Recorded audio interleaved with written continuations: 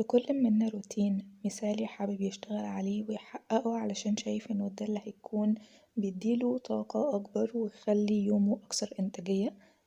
فأنا شيماء حسان، فأهلا بيكم لو أول مرة تشوفوني، وأهلا بيكم كمان مرة في فيديو جديد. من خلال الفيديو ده جاية أشجعكم إن لكل منكم روتين مثالي حابب يشتغل عليه، فيلا بينا نطبقه وبلاش تأجيل. وعشان ما أطولش عليكم أكتر من كده فيلا بينا نبدأ الفيديو. بالنسبة لي الروتين المثالي بيبدأ من صلاة الفجر، إنه إحنا نصحى لصلاة الفجر في وقتها. أولا لأنه البركة في البكور، ثانيا لأنه إحنا بنزيد عدد ساعات اليوم الضعف تقريبا. الموضوع ده ليه فوايد كتير قوي تقدروا تبحثوا عنها. المهم بصحى أغسل وشي أغسل أسناني، وبحاول قدر الإمكان إني أفوق لو أنا كنت نعسانة، ولو أنا كنت متعودة على الروتين ده فبصحى من غير حتى منبه. وبعد ما بعمل كده فبستعد علشان أتوضى وأبدأ إني أصلي الفجر. بحب جدا أبدأ يومي من بدري لأنه بحس إن فيه راحة وسكينة كبيرة قوي. بحس إن أنا مرتاحة نفسيا لأن وقت الفجر ده أغلب الناس بتكون فيه نايمة، فبحس إن أنا أكتر وقت ممكن أستمد منه طاقتي وهو أنا وقاعدة لوحدي في هدوء، مفيش دوشة مفيش أي كركبة حواليا. بحس إن الموضوع ده لذيذ قوي. المهم بعد ما بصلي الفجر بقول التسبيح، وبعد كده ببدأ إني أقرأ الأذكار بتاعة الصباح. تقريبا أنا لو مقرأتش أذكار الصباح وقت الفجر ممكن أنسى إني أقرأها في أي وقت تاني، فعشان كده دايما بخلي قراءة أذكار الصباح بعد صلاة الفجر مباشرة علشان منشغلش على مدار اليوم وأنسى، لأنه كتير وقت نسيت قبل كده لما أجلت. عشان كده دايما بقول التأجيل من الحاجات اللي بجد مش حلوة أبدا. وزي ما قلت في بداية الفيديو إن وقت الفجر بيساعدني إن أنا أنجز مهام كتير قوي. لو أنا ما عملتهاش وقت الفجر تقريبا مش هعرف أعمل غيرها على مدار اليوم، يعني هأجلها فهعملها برضو، ولكن مش هيديني مساحة إن أنا أعمل حاجات تانية غير الحاجات الأساسية وبس. الخطوة اللي بعد كده وهو إنه بقرأ الورد بتاعي. لو انتوا مش بتقرأوا قرآن فحاولوا ان انتوا تكتسبوا العادة دي شوية شوية، واقرأوا حتى ولو صفحة.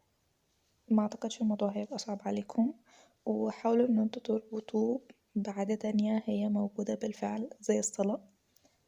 خلينا متفقين ان دي عبادة مش عادة، بس تعد عادة علشان احنا بنعملها، يعني هنعملها مثلا كل يوم، فبالتالي هي هتبقى عادة.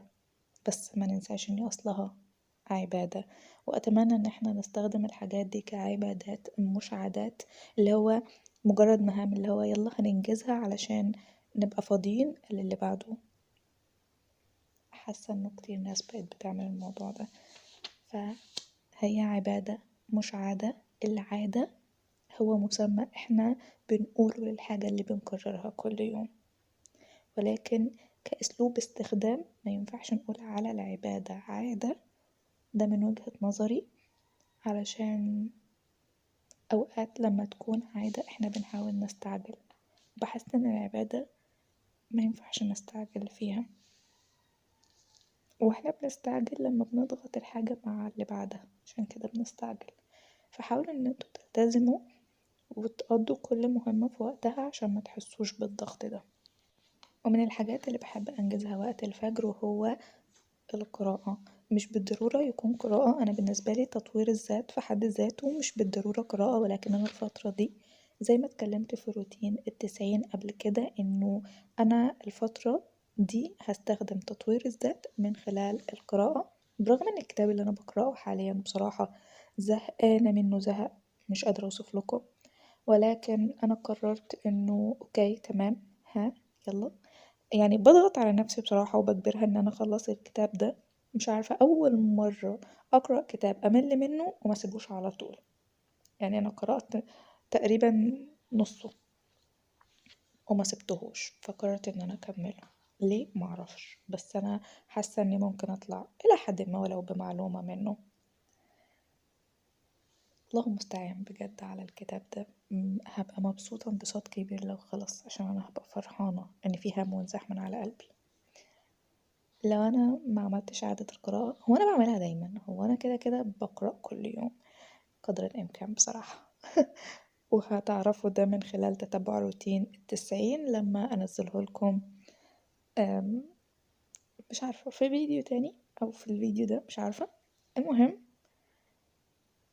ممكن تطوير الذات يبقى من خلال الكورسات، من خلال تعلم لغة جديدة، من خلال سماع فيديوهات، من خلال محاضرات، ندوات، أي حاجة. بس أنا حاليا بستخدمه من خلال القراءة زي ما قلت. ومن الأساليب اللذيذة اللي بستخدمها في تطوير الذات برضو وهو سماع البودكاست، بالنسبة لي من الحاجات اللي مفيدة قوي. المهم، عشان ما اطولش عليكم اكتر هنا، فخلينا نروح للفقرة اللي بعد كده، وهي فقرة اكتشاف الذات. مش عارفة اذا كان المشهد ده بالنسبة لكم عادي او لا، بس هي الفكرة كلها ان انا لما بصور فانا بصور، يعني بصور بموبايل، والموبايل التاني مشغلة منه الإضاءة اللي في الفيديو اللي هو كشاف الموبايل التاني. وده لأنه بكل بساطة أنا مش عايزة أشغل نور الأوضة، لأنه أكيد واضح من كل المشاهد اللي عادت إن أنا بصور في ضلمة. وزي ما قلت في بداية الفيديو، الضلمة دي بالنسبة لي حاجة مريحة نفسيا. النور بالنسبة لي من الحاجات المزعجة قوي، فما بحبهوش. بستخدمه أوقات بس مش دايما. وبصراحة أنا بستخدمه وقت القراءة ووقت كل الحاجات دي كلها، ولكن مش عارفة، يعني أنا في اليوم ده كنت حاسة إنه استجمام بقى، فمش لازم النور. المهم، فقرة اكتشاف الذات أنا كنت كلمتكم عنها في فيديو قبل كده. كنت شفت حساب لبنوتة على انستجرام، هي بتنزل الصفحات دي، فأنا كنت عاملة سكرين شوت للصفحات على الموبايل. وعلشان أكتب الصفحة في الكراسة كان لازم أجيب الموبايل قريب، وشفتوا المشهد اللي عدى. ودلوقتي بعد ما كتبت الأسئلة، علشان مبقاش مضطرة كل شوية إني أفضل ماسكة الموبايل، كتبت الأسئلة كلها مرة واحدة في صفحة. ودلوقتي بدأت في الإجابة عليها. موضوع اكتشاف الذات ده من الحاجات اللذيذة جدا، عديت منه أكتر من صفحة، بس لغاية دلوقتي أنا لسه مستمرة في الرحلة دي. ممكن لما أخلصها أنقل لكم تجربتي، وهل هي كانت مفيدة بالنسبة ليا أو لأ. بس أنا حاسة إن هي لغاية دلوقتي لذيذة. حاسة إن موضوع اكتشاف الذات ده في حاجات لذيذة أوي، وهي مش مجرد كتابة بس. اكتشاف الذات نقدر نعمله من خلال حاجات تانية، بس ده الأسلوب اللي أنا بستخدمه دلوقتي. لما بدأت أعرف عن حاجة اسمها اكتشاف الذات، حاجة اسمها تشافي، حاجة اسمها رحلة تصالح، الحاجات دي كلها، كنت حاسة انه هما ليه ما بيعلموناش الحاجات دي في المدارس. من لما بدأت أشتغل على نفسي بقيت حابة اني أعلم الناس الكلام ده. حاسة ان انا عايزة احطه كمنهج في المدارس، حاسة ان انا عايزة أعلمهم إنهم يطوروا من نفسهم، وإنهم يشتغلوا على ذاتهم، يكتشفوها ويحبوها، يطبطبوا عليها ويكافئوها، لأنه نفسنا ليها حق كبير قوي علينا، واحنا نستحق ان احنا ننبسط، نستحق ان احنا نكافئ نفسنا، نستحق حاجات كتير قوي لذيذة. ومن العادات اللي أضفتها لنفسي في روتين 90 وهو المشي لمدة نص ساعة يوميا. وبحب أستغل وقت المشي في التسبيح، الذكر، الحولقة، الصلاة على النبي، علشان ما بقاش بضيع وقتي هباء. وفي نفس الوقت بستخدم الموضوع ده كأنه حالة من التأمل، إني أتنفس بشكل سليم، أشوف الدنيا بنظرة مختلفة. ببقى مبسوطة قوي بموضوع المشي. بعد كده أخد شاور لطيف، والخطوة اللي بعد كده وهو روتين ما بعد الشاور. أول حاجة بستخدمها في روتين ما بعد الشاور وهو السيرم علشان أرطب بشرتي. أنا مش حد شاطر في السكين كير والهير كير والحاجات دي كلها، ولكن بجتهد علشان زي ما قلنا قبل، انه لما اكبر مندمش على ان انا مهتمتش بنفسي وصحتي وجسمي. فبحاول قدر الامكان ان انا اجتهد في الوقت الحالي. يمكن بدأت اشتغل على نفسي متأخر شوية، ولكن ان تبدأ متأخرا خيرا من ألا تبدأ. اصلا يعني. المهم بحط هنا كريم العين اللي انا ما بحبهوش، بس عشان جاي مع السيرم فمستحرمة ارمي مش اكتر. بعد كده كريم الشعر، واخر حاجة بحطها وهو المرطب بتاع الايد. بعمل كل ده وانا بجتهد علشان نفسي ليها حق عليا، بجد والله العظيم نفسي تستحق قوي كل حاجة. المهم بعد ما بنخلص الفقرة دي بنيجي لفقرة بديهية، وهي فقرة الشغل.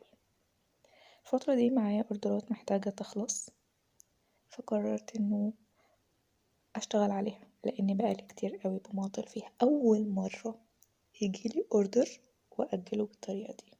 اول حاجة كنت حاسة اني مضغوطة قوي مع شغل يوتيوب والتصوير والحاجات دي كلها، الى جانب ان انا حاسة جسديا ونفسيا مش قادرة اشتغل، فكنت بجد بأجل. طب هعمل ايه؟ مضطرة. والنهاردة كنت صايمة، فقررت اني افطر حاجة خفيفة لاني ما بقدرش افطر حاجة دسمة. فقرة من الفقرات اللي كان بقالي مدة طويلة قوي برضو كنت حابة اعملها وبأجلها، وهي انه انا لما بدأت روتين التسعين فكنت عاملة الجدول بتاع التتبع في الدفتر ده، والدفتر ده انا مش بستخدمه كتير الا لما بكون عايزة اكتب امتنان، يوميات، انجازات، اي حاجة، بس مش بستخدمه برضو زي الدفتر التاني. فدفتر التخطيط اللي هو ده اللي انا بستخدمه كل يوم بشكل متكرر. فقررت انه انقل الجدول بتاع تتبع روتين التسعين للدفتر بتاع التخطيط. فبدأت هنا ان انا ارسم الجدول من جديد، وهنبدأ نشتغل عليه من جديد. الموضوع حقيقي بياخد وقت، بس بالنسبة لي منجز بصراحة، هيبقى افضل بكتير من اني ابقى مشتتة ما بين الدفترين. بدأت هنا اني ارقمهم من 1 ل90 باعتبار ان احنا هنشتغل على الروتين لمدة 90 يوم. حابة اقول حاجة كمان، فكرة اني اصور في الضغط اللي انا فيه في حد ذاته ده انجاز كبير جدا، فدي حاجة من ضمن المهام اللي كانت موجودة اصلا في اليوم. اخر خطوة موجودة معانا وهو ان انا كنت بعلم بقى على الايام اللي انا كنت عاملاها في التتبع اللي في الدفتر التاني. فعلشان اكمل فقررت ان انا انقلهم هنا تاني، فكنت حابة اشوف ايه اليوم اللي انا اشتغلت عليه وببدأ اعلم، واليوم اللي ما اشتغلتش عليه فبرضو خلاص بسيبها خانة فاضية علشان خاطر ابقى عملت نفس التتبع هو في النوت بتاعة التخطيط.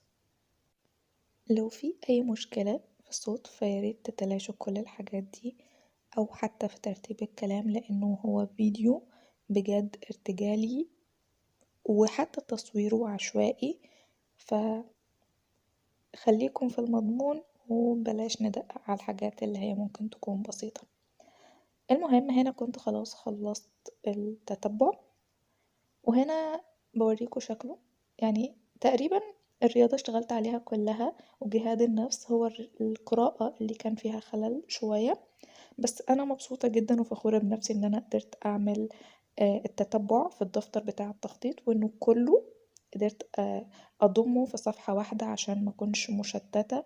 خطوة مبسوطة بيها قوي. حابة أقفل الظرف اللي أنا كتبت فيه الرسالة ولغاية دلوقتي ما عملتش كده.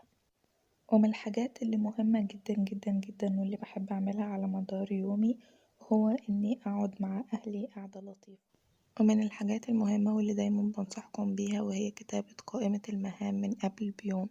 فدايما في نهاية كل يوم بكتب قائمة المهام بتاعة تاني يوم علشان أبقى صاحية وأنا مجهزة نفسي للمهام اللي أنا هقوم بيها ومبقاش مشتتة. وآخر حاجة بحب أختم بيها يومي وهي صلاة قيام الليل، وكمان قراءة أذكار ما قبل النوم، وقراءة سورة الملك. بكل بساطة لو شايفين ان الروتين ده ممكن يكون مناسب ليكم فتقدروا تجربوه، تجربة خير برهان. واكتبولي رأيكم تحت في الكومنتات، ولو الروتين ده مش هيتناسب معاكم ومع طبيعة حياتكم فتقدروا تجربوا أي روتين تاني يتناسب معاكم، أو باختصار اصنعوا لنفسكم روتين يتناسب معاكم ومع طبيعة حياتكم ومع المهام بتاعتكم. ولكن أنصحكم إنكم لازم تصحوا الفجر علشان تقدروا تضاعفوا الوقت. رسالتي من الفيديو ده إن لكل إنسان روتين مثالي دايما موجود في دماغنا ولكن مش بنطبقه على أرض الواقع، فجربوا مش هتخسروا حاجة. بلاش تسويف، بلاش مماطلة. وبكده يكون وصلنا لنهاية الفيديو. أشوفكم الفيديو اللي جاي. كونوا بخير وإلى اللقاء.